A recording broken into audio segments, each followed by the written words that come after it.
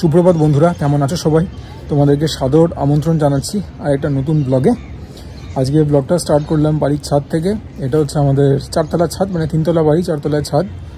আর বাড়ি থেকে বেশ অনেক কিছু দেখা যায়। দূরে ওইদিকে হচ্ছে শিয়ালদা স্টেশন। আবার এইদিকে তো এখন এই বিল্ডিংটা উঠে গেল, মেডিকেল কলেজের এই বিল্ডিংটা। যদি ওটা না থাকতো তাহলে পরে ওখান থেকে হাওড়া ব্রিজ দেখা যেত। তোমাদেরকে লেন্সটা ওদিকে করে দেখাচ্ছি, দাঁড়াও। ওই দিকটাতে হচ্ছে শিয়ালদা স্টেশন, ওখানেই রয়েছে তোমার পিসি চন্দ্র জুয়েলার্স, সেনকো গোল্ড, অঞ্জলি জুয়েলার্স। আর এই দিকটাতে বাই দ্য ওয়ে এই হচ্ছে পুরনো কলকাতা, উত্তর কলকাতার সব বাড়িঘর। আর এই যে নতুন তোমরা বিল্ডিংটা দেখলে কনস্ট্রাক্ট হয়েছে মেডিকেল কলেজের এই বিল্ডিংটা, এটার ওই দিকেই হচ্ছে হাওড়া ব্রিজ। দেখা যেত, এখন দেখা যায় না। আর যদি এইদিকে আসো, এই যে সাদা বিল্ডিংটা দেখতে পাচ্ছ, এটা হচ্ছে গোয়েঙ্কা কলেজ।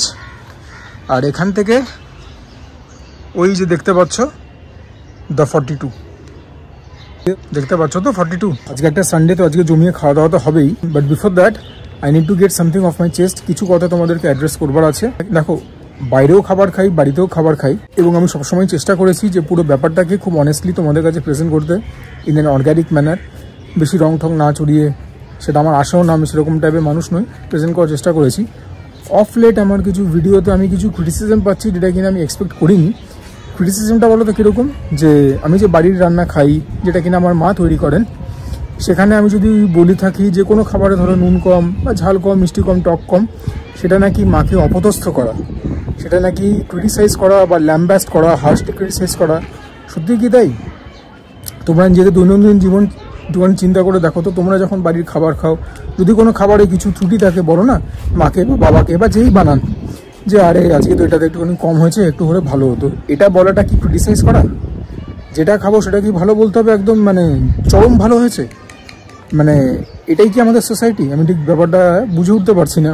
যারা আমার ভিডিও নিয়মিত ফলো করো, তারা হয়তো এটা অবজার্ভ করে থাকবে বা শুনে থাকবে যে আমি যখন খাবার দাবার খাই, আমি বারবারই বলি যে আমি ঈশ্বরের কাছে অত্যন্ত গ্রেটফুল, যেরকম জীবন দিয়েছে, ভালো খাবার খেতে পারছি, মা বানিয়ে দিচ্ছেন। এই কথাগুলো কি কোনোদিন বলিনি? তাহলে পরে যখন কোনো খাবার হাতের গুণে বা একটা কিছু হলো, মার একটা কিছু কম বেশি পড়লো, আমি যদি বলি আরে আজকে তো এটাতে একটুখানি নুনটা কম, নুনটা হলে পরে একদম মাঠে বাইরে ছক্কা হতো, এটা বলাটা কি খুব ভুল? বা যদি কোনো খাবারে বলি যে টক কম বা কিছু কম, এগুলো বলা কি মাকে ক্রিটিসাইজ করা? ব্যাপারটা একটুখানি চিন্তা করে দেখবে তো। এবং শুধু ক্রিটিসাইজ না, অপদস্থ করা কি অন আ পাবলিক ডোমেন। তো কেননা দেখো, যখন ব্লগিং করছি, ব্যাপারটা তো পাবলিক ডোমেনে থাকবেই, তাই না? ব্লগিংয়ের কিন্তু একটা আমার মনে হয় ইনহেরেন্ট ট্রেট আছে। সেই ব্যাপারটা হচ্ছে যে blogging should be what is actually happening in your real life. তার মানে তোমার যে রিয়েল ক্যারেক্টার, সেটাই কিন্তু উঠে আসবে। হ্যাঁ, এবারে ব্লগের মধ্যে অনেকে ধরো মিমস বানাচ্ছে, অনেকে অন্যরকম কন্টেন্ট বানাচ্ছে, সেটা অন্য কথা। তারা একটা এন্টারটেনমেন্ট জনার বেছে নিয়েছে, বাট আমারটা তো এন্টারটেনমেন্ট জনার নয়। হ্যাঁ, যদিও খাবার দাবারের ভিডিও দেখে অনেকেই দেখো খাবার দাবারের ভিডিও দেখে এন্টারটেনমেন্ট পায়, আমি নিজেও পাই, বাট আমারটা তো আউট একটা এন্টারটেনমেন্ট চ্যানেল নয়। ইনফ্যাক্ট আমার চ্যানেলের নাম আগেও অনেকবার বলেছি, এখনও বলছি, সুজয় ক্রনিকলস দিয়েছিলাম because I wanted to be a lifestyle blogger. কেননা বাই অ্যান্ড লার্জ আমি কিন্তু ওনাদেরকে দেখে ইন্সপিরেশনটা পেয়েছিলাম। বাট হ্যাঁ, আমি যখন দেখলাম যে কেন আমার মুখটা লোক দেখবে, নতুন এমন কিছু ভালো কাজও করি না, এমন কিছু ভালো কথাবার্তাও বলি না, খাওয়া দাওয়া আমি করতাম, প্লাস খাওয়া দাওয়ার আমি দেখলাম যে অলরেডি একটা দর্শক রয়েছে যারা কিনা খাবার দাবার দেখতে পছন্দ করে। দ্যাটস ওয়াই বেশিরভাগ ভিডিওতেই আমি খাবার দাবার ইনক্লুড করা চালু করলাম। কিন্তু ব্লগিংয়ের তো একটা ইনহেরেন্ট ট্রেট রয়েছে, সেটা হচ্ছে যে you have to show your personality. এবং এটা কিন্তু খুব চ্যালেঞ্জিং, ঠিক আছে? প্রথম আমার ভীষণ লজ্জা লাগতো, বাট হ্যাঁ, তারপরে যখন বুঝলাম যে এখানে লজ্জার কিছু নেই। আমার থেকে অনেক বড় ভালো অ্যাকমপ্লিশ লোকেরা ব্লগিং করছে। God of Taneja being one of them, flying beast, আমাদের পশ্চিমবঙ্গে অনেকে করছে, ইনসাইড আউট ফ্যামিলি আছে, অনেকে আছে। সুতরাং আমি যেটা বলতে চাইছি সেটা হচ্ছে এইটা, যে যখন কোনো খাবারে যেটা হয়, মা বানালে পরে আর মা আজকে এটা একটুখানি হলো না, ও আজকে ঠিক হলো না ব্যাপারটা, হ্যাঁ বুঝতে তো খুললো না, বা আজকে একটা কিছু মা আজকে কি বানিয়েছে, ও একদম পুরো মুখে লেগে থাকার মতো। আমরা কি এইভাবে বাড়িতে দৈনন্দিন কথাবার্তা বলি না? এটাই যদি আমি তোমাদের সঙ্গে শেয়ার করি, যেটা কিনা ব্লগের ধর্ম, আমি কি ভুল করছি আমি ঠিক বুঝতে পারছি না। তাহলে পাবলিক ডোমেনে কীরকম বলতে হবে সব খাবার ভালো? আর যদি সেটাই হয়, ব্যাপারটাকে আমি একটু এক্সটেন্ড করছি, ঠিক আছে? ধরো আমরা যখন রেস্টুরেন্টে যাই, রেস্টুরেন্টে তোমরা আমাকে জানতে চাও বা আমার কাছ থেকে রিভিউ চাও যে দাদা ওই জায়গাটায় যাও, সেই জায়গাটায় যাও, খেয়ে বলো কীরকম। রেস্টুরেন্টে যে কুকরা আছেন, যে শেফরা আছেন, তারাও তো কারুর বাবা, কারুর না, তাই না? তাহলে সেই বেলা কি আমি যদি তাদের খাবারকে একটুখানি মন্দ বলি বা ভালো বলি, সেটাও তো ভুল না? বা ধরো শুধু খাবারের উপরেই কেন ব্যাপারটা থাকবে? আমরা যখন কোনো রেস্টুরেন্টে যাই বা যে কোনো জায়গায় যাই, ধরো হোটেলে গিয়ে একটা রুম ভাড়া নিলাম, সেখানে যদি কিছু অপরিষ্কার দেখি, সেটাও কমপ্লেন করবো না। কেননা হাউসকিপিংয়ের দায়িত্বে যিনি থাকেন, মহিলা হোক বা পুরুষ হোক, সেও কারুর দিদি হবে, কারুর ভাই হবে, কারুর বাবা হবে, কারুর মা হবে, কাউকে কিছু বলা যাবে না। এই ব্যাপারটা আমি ঠিক মেনে নিতে পারি না। দেখো, এটা আমি খুব ছোট্ট করে বলছি,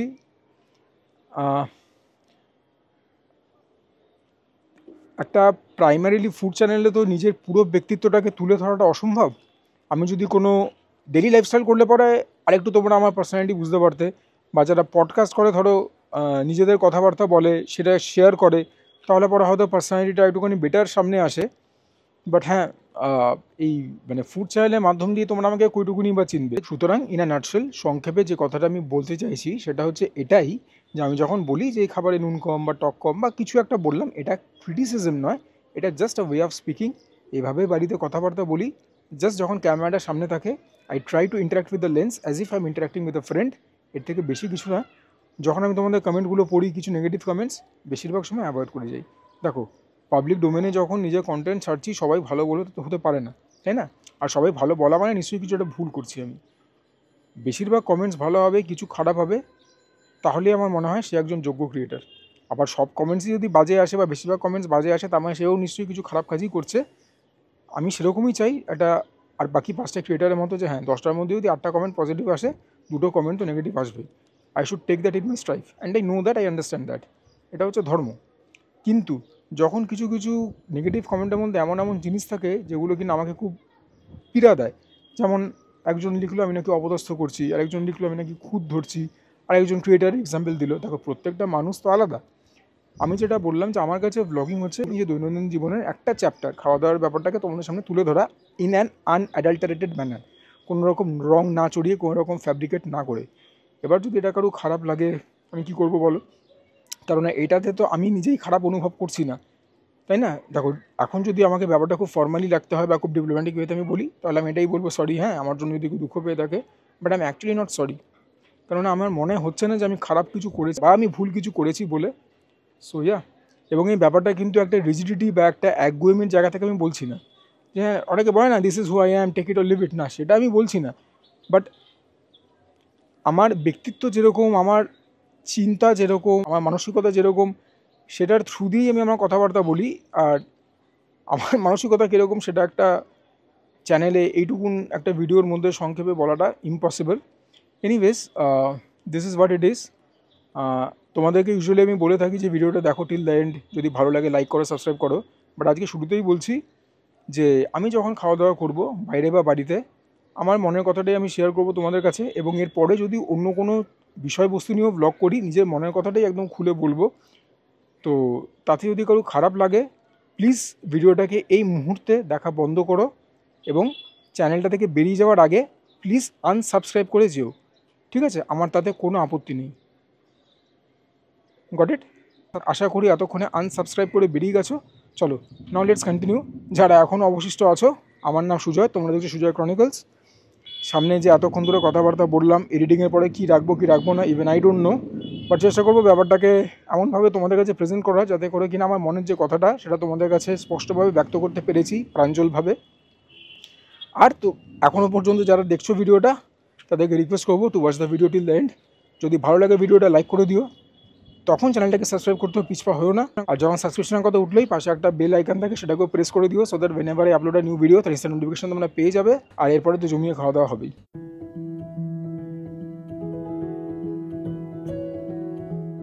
এই হচ্ছে আজকের লাঞ্চের item, plain and simple but very very grand. Basanti pulao, Gobindobhog চালের, কাজু কিশমিশ সহযোগে, গোটা কাজুও রয়েছে, হাফ কাজুও রয়েছে, ফিশ বাটার ফ্রাই, ভেটকি মাছের ফিলে দিয়ে। এটার নাম হচ্ছে রুই কষা, যদিও কাতলা দিয়ে করা হয়েছে। এই রেসিপিটা শেখা হয়েছে lost and rare recipes channel থেকে। দেখতে একদমই গ্র্যান্ড, যাকে বলে একদম মেফিস্টোফিলিস। আর এইটা হচ্ছে মাটনের মিঠে কোরমা। এই রেসিপিটাও শেখা হয়েছে lost and rare recipes channel থেকে। জাস্ট ম্যাগনিফিসেন্ট দেখতে দুটোই। কালারটা দেখো আর দেখে বলো যে অ্যাম আই লাইং? এটা দেখে লোভ লাগছে না? এক্সাইটেড হচ্ছে না? আর কাতলাটা তো জাস্ট নেক্সট লেভেলের দেখতে লাগছে। কাতলার প্রিপারেশনটা এবং মাটনের প্রিপারেশনটা দুটোর মধ্যেই কিসমিস বাটা গেছে, লাভলি। আপাতত ফিশ বাটার ফ্রাইগুলোকে একটুখানি তুলে রাখি। বাই দ্য ওয়ে, এই দুটো হচ্ছে কুমড়ো ফুলের বড়া। আমি জানি কুমড়ো ফুলের বড়া এগুলোর সঙ্গে একদম যায় না, বাট মা কুমড়ো ফুল দেখতে পেয়ে নিয়ে এসেছিল, তো বললো বেশি দিন রাখলে পরে নষ্ট হয়ে যাবে, খেয়ে নিতে হবে। অগত্যা। কাতলা মাছটা একদম প্রমাণ সাইজের, 200 গ্রামের ওপরে তো ওজন বটেই, টাচিং 250। এরকম লাগছে বলো একবার মাছের রূপ, মাছের রং, ফ্যান্টাস্টিক না ব্যাপারটা। এখান থেকে তেলটাকে জাস্ট ছাড়িয়ে নিতে হবে এইভাবে, পরে রিডিউস করে তেলটা খেতে হবে। বড় কাতলা খাওয়ার এটাই মজা, যে চর্বির যে ব্যাপারটা থাকে একদম জানলেবা। গ্রেভিও পরে নেব, বাট মাছটা দেখে আর লোভ সামলানো যাচ্ছে না। প্রথমে মাছটা একটু এমনিই খাই, of course with some of this gravy যেটুকুন রয়েছে। খেয়ে তোমাদের বলি প্রিপারেশনটা কিরকম হয়েছে। এতকাল তো খেয়ে এসেছি চিকেন কষা, মাটন কষা, আজকে খাচ্ছি কাতলার কষা। অসাধারণ খেতে, ঠিক আছে। আমরা চিকেন কষা, মাটন কষার যে ফ্লেভারটা পাই, সেই ফ্লেভারের সঙ্গে একদম মিল নেই। অনুষ্ঠান বাড়িতে যেরকম কাতলা মাছ হয় বা যেরকম পোনা মাছ হয়, অনেকটা সেরকম ঘেঁষা, বা সেটার টেস্ট কিন্তু এটাকে ছুতে পারবে না। এটার মধ্যে একটা গ্র্যান্ড ব্যাপার আছে, থ্রু অ্যান্ড থ্রু। মা যত্ন করে বানিয়েছেন, সেই পরিশ্রমটা আছে। হ্যাঁ, আমি এই কথাটাও বলি, এগুলো তোমরা লক্ষ্য রাখবে। আর কি বলবো বলো, জবরদস্ত খেতে, ঘি ফি গেছে রান্নাটার মধ্যে, এক্সট্রিমলি রিচ প্রিপারেশন। আর ঝোলটা দেখে তোমরা একটা অনুমান করতেই পারছো। বাসন্তী পোলাওটাও ভাঙি, এরকম কিশমিশ কাজু ভর্তি রয়েছে। গোবিন্দভোগ চালের বাসন্তী পোলাও কোন বাঙালির না প্রিয়। অনেকে মিষ্টি পোলাও বলে, অনেকে হলুদ পোলাও বলে। দুর্গাপুজোর সময় তো বাসন্তী পোলাও যদি একদিনও না পাই পাতে, তাহলে পরে তো দুর্গাপুজোই ব্যর্থ, অনেকটা ওরকম আমার জন্য। ডেফিনেটলি বাঙালিদের যে সেন্টিমেন্টাল খাবারগুলো আছে, তার মধ্যে কিন্তু বাসন্তী পোলাও স্থান পাবেই। বাসন্তী পোলাওটা না আজকে মা ফাটিয়ে বানিয়েছে। দ্য সুইটনেস ইজ রিস্ট্রেন্ট, যেরকমটা আমি পছন্দ করি। ক্যাটক্যাটে মিষ্টি ভালো লাগে না, আবার মিষ্টি আবার যদি খুব কম হয়ে যায় সেটাও না, যতই হোক মিষ্টি পোলাও হবে, তাহলেই তো পোলাও। আর নুনটা একদম টু দ্য পয়েন্ট। কাতলা মাছ আমার নুনটা একটু বেশি লেগেছে, বাট হ্যাঁ, এটাতে নুনটা একদম টু দ্য পয়েন্ট। আর পোলাও খাওয়ার জন্য তো খাসি রয়েছেই, কাতলাও রয়েছে। খালি মাঝে মধ্যে গোটা মশলাগুলোকে সাইড করতে হবে, এগুলো মুখে পড়লে পরে বড্ড বাজে লাগে। দারচিনি, ছোটো এলাচ, একটুখানি কাতলা কষার কাইটা দিয়ে একটু খাই ভাতটা মেখে। আশা করি পোলাওটা দিয়ে মেখে খেলে যে এক্সট্রা সল্টি ব্যাপার অনুভব করছি, সেটা কিছুটা হলেও ব্যালেন্স আউট হবে। যেরকমটা বলেছিলাম, বাসন্তী পোলাও দিয়ে কাতলা কালিটা খেলাম, ফ্লেভারটা ইনস্ট্যান্টলি এলিভেট হলো এখান থেকে এখানে 100%। আর সল্টিনেস যে ছিল সেটাও ব্যালেন্স আউট হলো। Literally whole mouth salivating. এই দুটো জুটি বলাই যেতে পারে মাঠের বাইরে ছক্কা, ইজিলি ফাটিয়ে দিয়েছে আমার। হ্যাঁ, এই কথাটাও বলি, ঈশ্বরকে অনেক ধন্যবাদ যাতে ভালো ভালো খাবার খেয়ে দিচ্ছেন, বাট জাস্ট টু গুড হয়েছে। যখন এই গ্রেভিটা দিয়ে যখন পোলাওটা খেলাম না, আহা, একদম পুরো ফুড হেভেন। এবার একটুখানি মাছও দিয়ে খাই। মাছটা কোয়ালিটি কীরকম তোমাদেরকে বোধহয় এখনও বলা হয়নি, তবে তোমরা দেখেই বুঝতে পেরেছো, একদম ফাটাফাটি মাছের কোয়ালিটি, A+ ক্যাটাগরি। কাতলা মাছটা সামনে থেকে দেখো, ওপরে খানিকটা বিউটিফুল ডিলিশিয়াস গ্রেভি আমি স্প্রেড করে নিয়েছি। এই মাছের কোয়ালিটি নিয়ে কিছু বলতে যাওয়া ধৃষ্টতা, একদম তুলোর মতো নরম মাছ।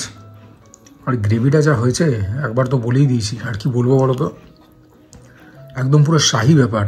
আর মাছটা ভালো হবেই না কেন, কাজু বাটা গেছে, কিশমিশ বাটা গেছে, খুব একটা ঝাল হয়নি, কারণ শুকনো লঙ্কা গুঁড়ো যায়নি।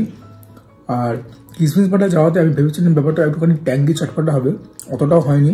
হতে পারে মা কিশমিশ বাটা হয়তো একটুখানি কম দিয়েছেন বা কিছু, বাট মোটের উপরে খেতে একদম জবরদস্ত। মুখে বোধ ফ্লেভারটা পার্টি করছে বাস। এবারে ফ্রাই ধরতে হবে, নইলে পরে ফ্রাইগুলো মিয়ে যাবে। একদম অরিজিনাল ভেটকি দিয়ে করা ফ্রাই, ওপরে মা ডিম ফিম দিয়ে একটা কোটিং দিয়ে করে, হেভি লাগে। এই শুটিং ফুটিং করতে গেলে, খাবার দাবার খেতে গেলে একটুখানি খাবার দাবার মিয়ে যায়, কিছু করবার নেই। কেচাপ দিয়ে খাই একটুখানি। ভাই ফ্রাইটা একদম মিয়ে গেছে, বাজে কথা বলে লাভ নেই। ক্রাঞ্চি থাকলে বলতাম মাঠে বেড়ে ছক্কা, বাট এখন যে ক্রাঞ্চি নয় তাতেও অনায়াসে বলতে পারি ছক্কা। বলটা খালি স্টেডিয়ামের মধ্যে রয়েছে, এই যা বিউটিফুলি ক্রাফটেড, খুব ভালো বানিয়েছে। আজকে খাবার দাবারের লেভেল অন্যই জায়গায়। মধ্যে কথা খেতে একদম জবরদস্ত হয়েছে। আর ফিশ বাটার ফ্রাই কোন বাঙালির না প্রিয়, বা যেটাকে আমরা অ্যাফেকশনেটলি বলি ফিশ বাটার ফ্রাই। ফিলেটা কতটা মোটা দেখেছো, কতটা পুরু দেখেছো ফিলেটা। বাড়িতে খাওয়ার তো এই মজা, বাইরে হলে কি এত মোটা ফিলে দিত মাছের। কোটিংটা কিন্তু আমি বলবো পাতলাই, given the thickness of the fillet কোটিংটা খুব একটা বেশিও না, আর এর থেকে কম তো কোটিং হবে না, তাই না? নইলে পরে মাছের যে ওয়েট সেটা ক্যারি করতে পারবে না। উল্টাতে হয় তো ভাজার সময়। এবারে মাটনে হাত লাগাতেই হলো। মাটনে মিঠে কোরমা বলে কথা, যাই না টেস্ট তো খুব একটা মিষ্টি হওয়ার কথা না। রেসিপিটা আমি দেখেছি, আমার পছন্দ হওয়ার পরেই মাকে বলেছি বানাতে, তো দেখা যাক খেয়ে কীরকম হয়। ইনফ্যাক্ট এটাকে পোলাও দিয়ে খেতেই বলা হয়েছে, অ্যাডভাইস করা হয়েছে। খেয়ে দেখি একবার। পোলাওয়ের সঙ্গে খাসির মাংস তো একদম অমর জুটি। তবে সেটা হচ্ছে বাসন্তী পোলাও আর মাটন কষা। দেখা যাক এই মাটনের মিঠে কোরমা দিয়ে কিরকম লাগে। টেস্টটা কিন্তু ডেফিনেটলি মাটন কষার মতো না, সেটা এক্সপেক্টও করিনি, কারণ রেসিপিটাই তো আলাদা। আমি কিন্তু তোমাদেরকে একটাই কথা বলবো, এটা যতই দুর্ধর্ষ খেতে হোক, বাসন্তী পোলাও দিয়ে মাটন কষা খেয়ে যে আরাম, সে আরাম কিন্তু অন্য কোনো প্রিপারেশন নেই, এটাতেও নেই। তাই বলে এটা দিয়ে খেতে কি খারাপ লাগছে? একদমই না, খুবই ভালো লাগছে, ভীষণই ভালো লাগছে, কেননা ইন্ডিভিজুয়ালি প্রিপারেশনটা মারাত্মক হয়েছে। আর বাসন্তী পোলাওটা আজকে মা তো বানিয়েছে ফাটিয়ে, সুতরাং এটা দিয়ে যাই খাচ্ছি ভালো লাগছে। দেখা যাক মাটনটা কেরকম সেদ্ধ হয়েছে। একটুখানি টাফ রয়েছে মাটনটা, but nothing to complain about. একদম ভেতরটা পিঙ্কিশ রয়েছে। তোমরা জানো, যারা আমার ব্লগ নিয়মিত দেখো, যে বাড়ির মাটন যেখান থেকে আনি খুব ভালো জায়গা থেকে আনি, মাটনের কোয়ালিটি খুব ভালো দেয়। একটুখানি ভালো করে মাটনের ঝোলের সঙ্গে বাসন্তী পোলাওটা মেখে নিয়ে মাটন দিয়ে একটা গ্রাস তো নিতে হবেই, নইলে পরে আর সানডে লাঞ্চ কিসের। সত্যি কথা বলতে কি, মিঠে কোরমাটা আউটস্ট্যান্ডিং নয়, বাসন্তী পোলাওটা চ্যাম্পিয়ন হয়েছে। যেমন বলেছি, মাঠে বাইরে ছকের উপরে কি বলবো। কাতলা মাছের প্রিপারেশনটা খুব ভালো হয়েছে, নিজের একটা ক্যারেক্টারিস্টিক রয়েছে। মিঠে পোলাওটা আমি ঠিক বুঝতে পারছি না কেন খুব একটা খুলছে না। খারাপ কিন্তু একদমই বলছি, নুনটা হতে পারে একটুখানি কম, ঝালটা তো একদম টু দ্য পয়েন্ট, যেরকম আমি পছন্দ করি ঝাল ঝাল। কিন্তু একটা যে কি বলবো, একটা ব্যাপার থাকে না কোনো কোনো খাবারে, এটার মধ্যে সেটা নেই। সেই যে খাসির মাংসের একটা প্রিপারেশন হয় না বাঙালি, এটার মধ্যে সেই ব্যাপারটা নেই। কিরম জানি একটা, আমি ঠিক বোঝাতেও পারছি না, মানে একটা মানে ফুল ফ্লেজেড খাসির ঝোল বা ফুল ফ্লেজেড খাসির কষার যে একটা ফ্লেভার হয়, সেরকম নেই প্রিপারেশনটার মধ্যে। মানে খাসির মাংস খাচ্ছি বটে, কিন্তু ঠিক যে খাচ্ছি সেরকমও না। আবার প্রিপারেশনটা রিচও হয়েছে, সেদিকেও কোনো কার্পণ্যতা নেই। I cannot exactly pinpoint what is missing, but yeah, that's about it. যেটা অনেস্টলি মনে হলো সেটাই বললাম। সুতরাং আমি জানি না কেন এটা ঠিক হচ্ছে না। মা কি রেসিপিটা ঠিকঠাক ফলো করেনি, নাকি রেসিপিটাই এরকম, অথবা হাতের গুণে হয়তো একটু এদিক ওদিক হয়েছে। যাই হোক, মোটের ওপরে বাসন্তী পোলাও দিয়ে ঠিক জমছে না, কারণ অ্যাজ আ প্রিপারেশন আমি এমনিও একটুখানি খেয়ে তোমাদেরকে বলছি কীরকম। সেই যে খাসির মাংসের একটা প্রিপারেশন হয় না বাঙালি, এটার মধ্যে সেই ব্যাপারটা নেই। আর এই যে কথাটা বললাম যে মা ঠিকঠাক রেসিপিটা ফলো করেছেন কিনা, সেটা নিয়েও একটা বিষয়বস্তু হতে পারে। এটাকে নিয়ে যদি ক্রিটিসাইজ করবার হয় তোমাদের করতে পারো, বাট বোঝার চেষ্টা করো আমি জায়গাটা এবং কথাটা কোন জায়গা থেকে বলছি। আমার মায়ের জেনারেশনের সময় স্মার্টফোন দূরস্থ, ফোনের কনসেপ্টই ছিল না। তারপরে ফোনের কনসেপ্ট হলো মোটামুটি যারা সচ্ছল পরিবার তাদের কাছে, আমি বলবো লেট 90s আর্লি 2000, তাই না? তারপরে মোবাইল এলো আরও কয়েক বছর পরে, এবং স্মার্টফোন তো আরও পরে। তো স্মার্টফোন দেখে একটা রেসিপি দেখা, সেটাকে বারবার ফোনটা খুলে খুলে দেখা যাতে ভুলে না যায়, এই ব্যাপারটা মাথায় রাখতে হবে। সুতরাং এটা ক্রিটিসিজমের ব্যাপার না, this are facts of life. সব কথা তো সবসময় এত ভেঙে বলা যায় না। So yeah, make of that what you will. তোমাদেরও মারাও নিশ্চয়ই স্মার্টফোন ব্যবহার করছেন, বাবারা স্মার্টফোন ব্যবহার করছেন, এবং আমার মায়ের বয়স কিন্তু 70। তো ব্যাপারটা ক্রিটিসিজমের জায়গা থেকে বলি না, ব্যাপারটা হয়ে যায় কিছু কিছু সময়, জাস্ট হয়ে যায় যে হয়তো পুরো রেসিপিটা ঠিকঠাক ফলো করা হলো না, ডাউন টু দ্য টি কিছু একটা মিসিং হয়ে গেল। কারণ বারবার ফোন দেখে বারবার রান্না করা একটু সমস্যা হলেও হতে পারে। অনেক সময় মা লিখেও নেন, মাখানোর সময় আমিও লিখে দিই, এটা একটা ডায়েরিতে, সব মিলিয়ে মিশিয়ে চলে। এই ব্যাপারগুলো নিয়ে কিন্তু বেশি মাথা ঘামিও না, যেগুলো সিম্পল ব্যাপার সেগুলোকে সিম্পলভাবেই দেখো। নাও ব্যাক টু ফুড। অনেক জ্ঞান দিলাম, লেকচার দিলাম, খাবারটাকে ভালো করে এনজয় করি। ওটা উপরে নান্ডি পিস না হলে চলে না, একটুখানি ভাত খাবো না হয়? ভাত মাছ মাংস ভাত না খেলে আর বাঙালি কিসের। প্রথমে মাছটা দিয়ে খাচ্ছি, অল্প করে 4টি ভাত। ভাত খাওয়ার কোনো প্ল্যান ছিল না, যাই হোক রোববার দিন একটু ভাত হবে না, মা চট জলদি বানিয়ে দিল।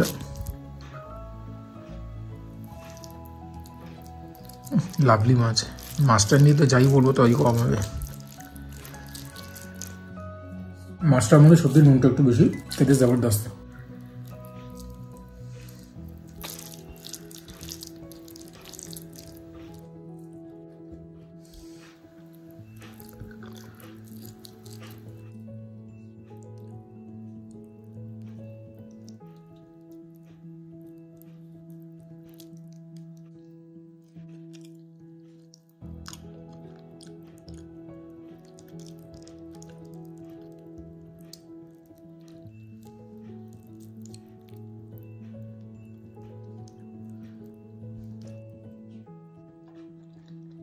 শেষ করবো মাংস ভাত দিয়ে।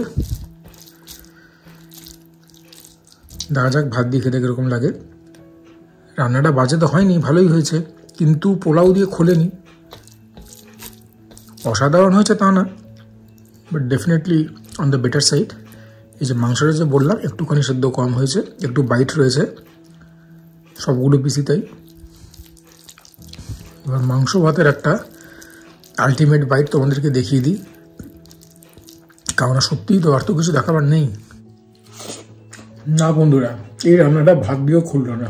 নামটা মিঠে কোরমা, একটা হালকা মিষ্টি ব্যাপার আছে অ্যাজ অ্যান আন্ডার কারেন্ট, সেরকম ঝালও রয়েছে। এই রেসিপিটা বা এই রান্নাটা আমার মন জয় করতে পারলো না, ভেরি সরি। তবে ঠিক আছে, মোটামুটি সবাইটা মিলিয়ে লাঞ্চটা একদম ডিলেক্টেড বুঝতে ফিরিস।